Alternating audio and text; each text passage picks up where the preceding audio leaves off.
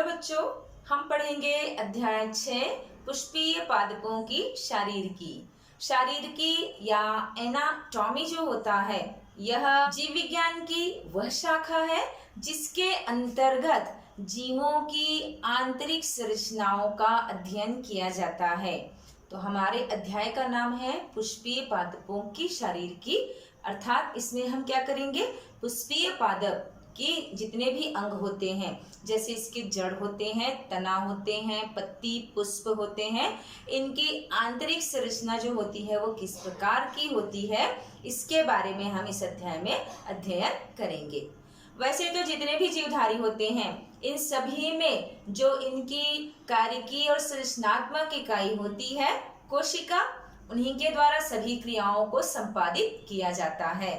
परंतु कुछ बहुकोशिकीय जीवधारी होते हैं और पौधे होते हैं, इनमें ऐसे बहुत सारे कोशिकाएं जो होती हैं वह अपने आप को क्या कर लेती हैं, विभेदित कर लेती हैं अलग अलग काम को करने के कारण, और ये अलग अलग कार्य के अनुसार समूह का निर्माण कर लेती हैं, और यही कोशिकाओं का समूह जो होता है वह कहलाता है ऊतक। ऊतक या टिश्यू कहते हैं जिसको। तो ये ऊतक जो होते हैं वो क्या होते हैं, जितने भी एक समान उत्पत्ति और संरचना वाले, उत्पत्ति या विकास का मतलब एक ही हो गया, संरचना वाले जितने भी कोशिकाएं होती हैं इनका समूह जो कार्य में भी क्या करते हैं, समानता प्रदर्शित करते हैं। अर्थात ऐसी कोशिकाओं का समूह जिनके कार्य जो होंगे वो समान होंगे, साथ ही ये कोशिकाएं अपनी उत्पत्ति में तथा अपनी संरचना में भी समानताएं प्रदर्शित करती हैं, तो ये कहलाते हैं क्या, ऊतक कहलाते हैं। तो पौधों में पाए जाने वाले विभिन्न ऊतक का हम इसी के अंतर्गत अध्ययन करने वाले हैं। जीव विज्ञान में ऊतकों के अध्ययन की शाखा जो होती है वो कहलाती है औतिकी, या इनको कहा जाता है हिस्टोलॉजी। इसके अंतर्गत विभिन्न जीवधारियों में उपस्थित ऊतकों का अध्ययन किया जाता है। इस अध्याय में हम पौधों में पाए जाने वाले जड़, तना और पत्तियों की आंतरिक संरचना का अध्ययन करेंगे। साथ ही एक पादप में कौन कौन से ऊतक उपस्थित होते हैं इसके बारे में अध्ययन करेंगे। विकास क्रम की दृष्टि से देखा जाए तो पादपों में ऊतक जो होते हैं वे दो प्रकार के होते हैं।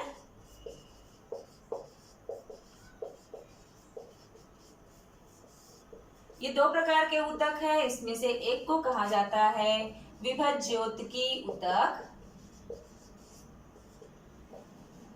दूसरा ऊतक जो होता है वह कहलाता है स्थायी ऊतक। तो इस प्रकार से अगर हम विकास की दृष्टि से देखें तो पादप में दो प्रकार के ऊतक पाए जाते हैं।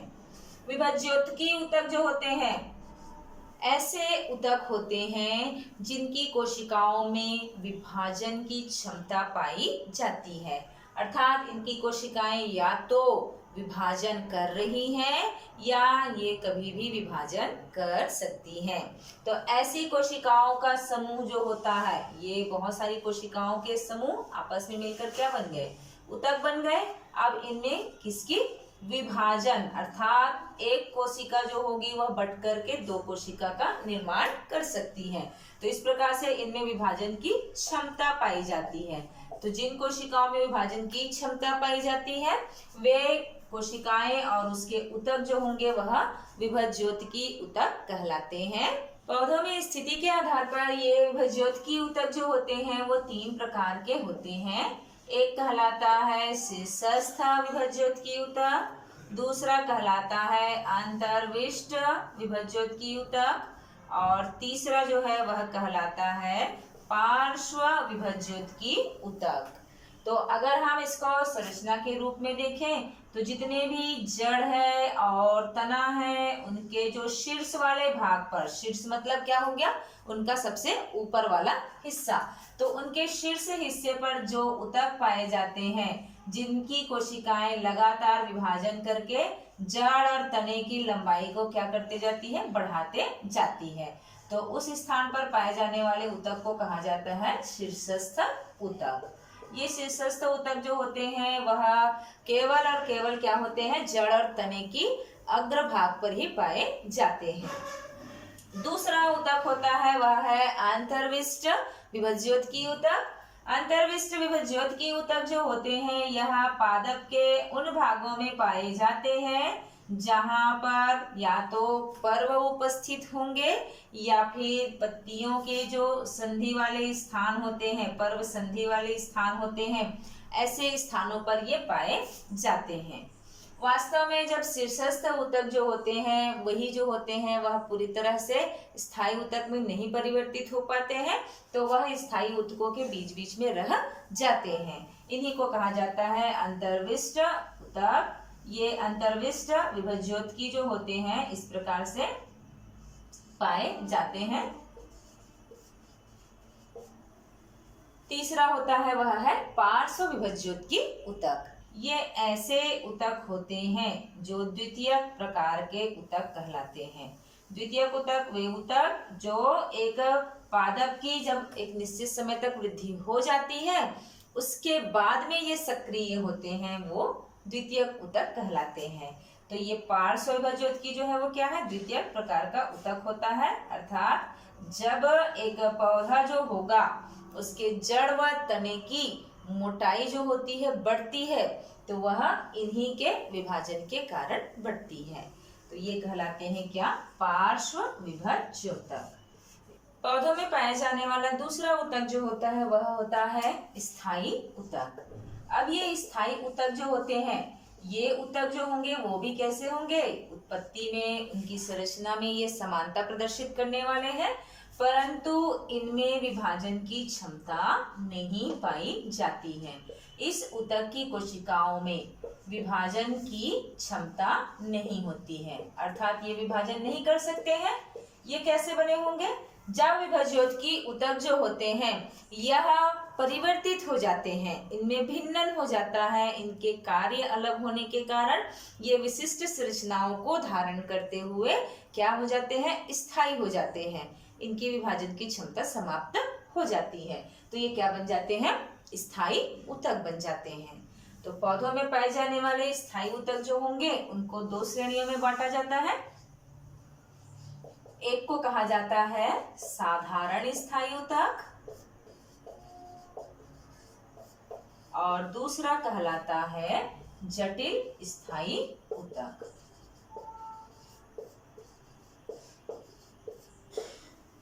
ये साधारण स्थायी ऊतक जो होते हैं वे इस प्रकार के ऊतक हैं जिनकी सभी कोशिकाएं जो होंगी वह समान संरचना वाली होती है। अर्थात इनमें पाए जाने वाले ऊतक का मतलब क्या है, बहुत सारी कोशिकाओं का समूह। अब यहाँ पर ये कोशिकाएं जो होंगी वो कैसी हो गई, समान संरचना वाली होती हैं। तो ये कहलाती है साधारण स्थायी ऊतक। पौधों में ये तीन प्रकार के होते हैं। एक तो कहा जाता है मृदुतक। मृदुतक को अंग्रेजी में कहा जाता है पैरेन्काइमा। दूसरा जो है वह कहलाता है स्थूल कोण ऊतक। इनको कहा जाता है अंग्रेजी में कोलेनकाइमा। और तीसरा जो है वह कहलाता है दृढ़ ऊतक और दृढ़ ऊतक को अंग्रेजी में कहा जाता है स्क्लेरेनकाइमा। पैरेन्काइमा जो होती है यह गोलाकार या फिर अंडाकार संरचनाएं या कोशिकाएं होती है और ये कोशिकाएं जो होती हैं इस प्रकार से समूहबद्ध होकर के ऊतक का निर्माण करती है। इसी ऊतक को कहा जाता है मृदुतक या पैरेन्काइमा। इनकी भित्तियां जो होती हैं वह पतली होती हैं और सेल्यूलोज की बनी हुई होती है। इनकी भित्तियां सेल्यूलोज की बनी होती है और पतली होने के कारण ये मृदु ऊतक की कोशिकाएं जो होती हैं वह विभिन्न पदार्थों के लेन देन में कार्य करती हैं। इस प्रकार से इन मृदुतक कोशिकाएं जो होती है, मृदुतक की कोशिकाएं जो होती हैं ये इस प्रकार से व्यवस्थित होती हैं कि इनके बीच में गैपिंग पाया जाता है। इनको कहा जाता है अंतरा कोशिकीय अवकाश। तो इस प्रकार से ये मृदुतक जो होते हैं, पैरेन्काइमा जो होते हैं, वे अंतराकोशिकीय अवकाश युक्त होते हैं और इनकी कोशिकाएं जो होती हैं वह पादप शरीर के विभिन्न भागों में बहुत अधिक संख्या में पाई जाती है।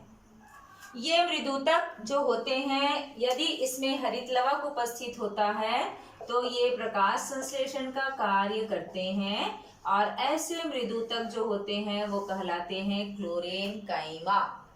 ऐसे जो मृदुतक होते हैं जिनके बीच में ये अंतराकोशिकीय अवकाश जो होता है वो बहुत ज्यादा मात्रा में उपस्थित होता है, बड़े बड़े अवकाश युक्त होते हैं ये। तो बड़े बड़े अवकाश युक्त अगर मृदुतक है तो इनको कहा जाता है एरेनकाइमा। ये एरेनकाइमा जो होते हैं वह जलीय पादपों में ज्यादातर उपस्थित होते हैं और इनको पानी में तैरने में सहायता करते हैं। कुछ में ये पैरेन्काइमा जो होते हैं ताराकार आकार के होते हैं, तारा के समान आकृति बनाते हुए दिखाई देते हैं। और कुछ में ये ऐसे होते हैं कि इनकी लंबाई जो होती है, ये लंबे आकार के होंगे तो इनकी लंबाई जो होती है चौड़ाई की तुलना में अधिक होती है, तो ये कहलाते हैं प्रोसेनकाइमा। तो इस प्रकार से ये मृदुतक जो होते हैं वो अलग अलग आकार प्रकार के हो सकते हैं। मृदुतक का प्रमुख कार्य जो होता है, एक पादप शरीर में जो मुख्य जैविक क्रिया होती है, जैसे इसमें श्वसन की जो प्रक्रिया होती है वह मृदुतक कोशिकाओं के द्वारा होती है। वैसे ही जब इसमें प्रकाश संश्लेषण की क्रिया होती है या किसी भोज्य पदार्थों का संचय करके रखना है या किसी पदार्थ का स्त्रावण करना है, तो इन सभी कार्यों के लिए ये मृदु ऊतक जो होते हैं वही कार्य करते हैं। मरुद्भिद पौधे होंगे तो इनमें ये पानी का संचय करने का काम करते हैं। यदि तेल वाले पादप होंगे तो इनमें तेल या वसा का संचय जो होता है वह मृदुतक ऊतकों में ही किया जाता है। अगला स्थायी ऊतक जो है वह है स्थूलकोण ऊतक और इसको अंग्रेजी में कहा जाता है कोलेनकाइमा। ये स्थूलकोण ऊतक जो होते हैं ये भी गोलाकार, अंडाकार, लंबवत ऐसी कोशिकाओं के समूह होते हैं जिनका किनारा जो होता है वह क्या हो जाता है, स्थूल हो जाता है। इनमें विभिन्न पदार्थ जैसे कि हेमीसेल्यूलोज होता है या सेल्यूलोज या पेक्टिन जैसे पदार्थों का क्या हो जाता है, इनकी भित्तियों में जमाव हो जाता है, जिसके कारण ये क्या हो जाते हैं, इनके कोने जो होते हैं वो क्या हो जाते हैं, स्थूल हो जाते हैं, मोटे हो जाते हैं। तो इसीलिए इसको कहा जाता है स्थूलकोण ऊतक। ये स्थूलकोण ऊतक जो होते हैं यह पौधे के उन हिस्सों में पाए जाते हैं जहां पर ये पादप को क्या यांत्रिक सहारा प्रदान कर सके, जैसे कि एक पुष्प जो होता है उसका डंठल, यह और या वैसे ही एक पत्ती का डंठल जो होता है, इन भागों में ही ये स्थूलकोण ऊतक जो होते हैं वो पाए जाते हैं। इनके ऊतक जो होते हैं इनकी कोशिकाएं कुछ इस प्रकार से व्यवस्थित होती है कि इनके बीच में अंतराकोशिकीय अवकाश नहीं होते हैं। अगला स्थायी ऊतक जो है वह है दृढ़ ऊतक या स्क्लेरेन्काइमा। स्क्लेरेन्काइमा जो होते हैं यह जीवद्रव्य रहित कोशिकाओं के समूह होते हैं, अर्थात इनकी कोशिकाएं जो होती हैं वो मृत कोशिकाएं होती हैं। इनकी भित्तियां जो होती हैं उनमें लिग्निन पदार्थ का जमाव हो जाता है, जिसके कारण ये दृढ़ हो जाते हैं और पौधों के उन हिस्सों में पाए जाते हैं जहां का हिस्सा कठोर होता है। ये दृढ़ ऊतक जो होते हैं पादपों में दो प्रकार के आकृति के आधार पर उपस्थित होते हैं। एक होती है इनकी लंबी कोशिकाएं, ये लंबी कोशिकाएं जो होती हैं ये कहलाती हैं रेशे, इनको फाइबर कहा जाता है। और एक होती है गोलाकार कोशिकाएं और ये गोलाकार कोशिकाएं जो होती हैं ये कहलाती हैं दृढ़ कोशिकाएं, स्क्लेराइड्स, दृढ़ कोशिकाएं। तो इस प्रकार से ये दो प्रकार की संरचनाओं के रूप में पादपों में पाए जाते हैं। इनकी कोशिका भित्ति में क्या हो जाता है, लिग्निन का जमाव, लिग्निन नामक पदार्थ का जमाव हो जाता है, जिसके कारण ये अन्य कोशिकाओं से संपर्क नहीं रख पाते हैं और इनका जीव द्रव्य जो होता है वो क्या हो जाता है, सूख जाता है। और इसी के कारण ये क्या हो जाते हैं, पादप शरीर को कठोरता प्रदान करने का कार्य करते हैं। ये दृढ़ ऊतक जो होते हैं इनकी बनावट कुछ इस प्रकार से होती है कि ये किसी भी प्रकार के तनाव को, दबाव को ये क्या कर सकते हैं, सहन कर सकते हैं। और इसीलिए यह पादप शरीर में उन हिस्सों में उपस्थित होते हैं जहाँ पर ये कठोर होते हैं। जैसे फल भित्ति जो होती है या बीज का जो आवरण होता है ये कठोर होता है, तो ऐसे स्थानों पर ये दृढ़ ऊतक पाए जाते हैं, उपस्थित रहते हैं। इसके अतिरिक्त दृढ़ ऊतक के जो रेशे होते हैं, ये रेशे जो होते हैं वो रस्सी बनाने में काम आते हैं। तो जिन पौधों से रस्सियां बनती हैं उनमें ये दृढ़ ऊतक जो होते हैं वो उपस्थित होते हैं। अगला स्थायी ऊतक है वह है जटिल स्थायी ऊतक। जटिल स्थायी ऊतक जो होते हैं ये वे ऊतक होते हैं जिनकी कोशिकाएं जो होती हैं वो एक समान संरचना वाली नहीं होती है। इनकी कोशिकाओं की संरचना एक समान नहीं होती है, अर्थात भिन्न भिन्न संरचना वाली कोशिकाओं के समूह जब एक जैसे कार्य को संपादित करते हैं तो यह मिलकर के बनाते हैं जटिल स्थायी ऊतक। तो पौधों में पाए जाने वाले ये जटिल स्थायी ऊतक जो हैं वो दो प्रकार के होते हैं। एक जो होता है वह कहलाता है जाइलम और दूसरा जो है वह कहलाता है फ्लोएम। जाइलम जो होते हैं यह जल और उसमें घुले हुए खनिज पदार्थों का संवहन करते हैं, जबकि फ्लोएम जो होते हैं वह पादप शरीर में बनने वाले भोज्य पदार्थों को एक स्थान से दूसरे स्थान में पहुंचाने का कार्य करते हैं। इस प्रकार से जटिल स्थायी ऊतक जो होंगे ये संवहन का कार्य करने वाले ऊतक होते हैं। अब ये संवहन का कार्य करने वाले ये ऊतक जो हैं, जैसे हम जाइलम के बारे में हम देख लें तो ये जाइलम जो होता है वह 4 प्रकार की कोशिकाओं से मिलकर बना होता है। एक कहलाता है वाहिका, इनको कहा जाता है वेसल्स। दूसरा है वाहिनिका, इनको कहा जाता है ट्रैकिड्स। तीसरा इनकी संरचना होती है उसको कहा जाता है जाइलम मृदूतक या पैरेन्काइमा। और चौथी संरचना जो होती है वो कहलाती है जाइलम रेशे। तो इस प्रकार से इन 4 संरचनाओं से मिलकर के एक ऊतक बनता है जो कहलाता है जाइलम ऊतक। ये जाइलम ऊतक जो होते हैं इसकी वाहिकाएं जो होती हैं और इसकी वाहिनिकाएं जो होती हैं और इनका रेशे जो होते हैं ये तीनों मृत कोशिकाएं होती है, अर्थात इनके जीव द्रव्य जो है वो कैसे हो गए हैं, सूख चुके हैं। इसमें एकमात्र जीवित होता है जाइलम मृदूतक। जाइलम की वाहिकाएं वेसल्स जो होती है यह एक के ऊपर एक उपस्थित नालाकार कोशिकाएं होती हैं और ये कोशिकाएं जो होती हैं इनके बीच की जो भित्तियां होती हैं, इनके मध्य में इस प्रकार की जो भित्तियां होती हैं, ये भित्तियां जो होती है वो समाप्त हो जाती रहती है। इसके कारण ये एक समान पाइप के समान संरचना के रूप में उपस्थित होती है। चूंकि इनकी जो कोशिका भित्ति होती है उसमें लिग्निन पदार्थ का जमाव हो गया रहता है, इसीलिए ये पादप शरीर में दृढ़ता प्रदान करने का कार्य करती है। ये वाहिनिका जो होती है वाहिका का ही सक्र रूप होता है, अर्थात एक वाहिका जो होंगी वह यदि यह पतली और कम सक्रिय होंगी तो ये क्या बन जाती है, वाहिनिका बन जाती है। ये वाहिनिकाएं जो हैं वह जिम्नोस्पर्मी की विशेषता है, ये सक्रिय, और इनकी दीवारें जो होती हैं इनमें स्थूलन पाया जाता है। इनकी दीवारें जो होंगी वो कुछ इस प्रकार से मोटी होती है, स्थूल होती है। तो ये कहलाती है क्या, ट्रैकिड्स या वाहिनिका।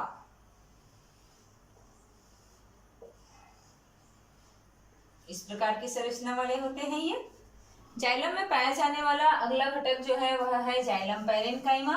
और जाइलम पैरेन्काइमा जो होता है यह सामान्य मृदूतक कोशिका ही होता है जो जाइलम वाले क्षेत्र पर उपस्थित होता है। ये सामान्य इस प्रकार की पैरेन्काइमा कोशिकाएं होती हैं। ये पैरेन्काइमा कोशिकाएं जो होंगी वह जल का संचयन करने के लिए या भोजन का संचयन करने के लिए जाइलम वाले क्षेत्र पर उपस्थित होते हैं।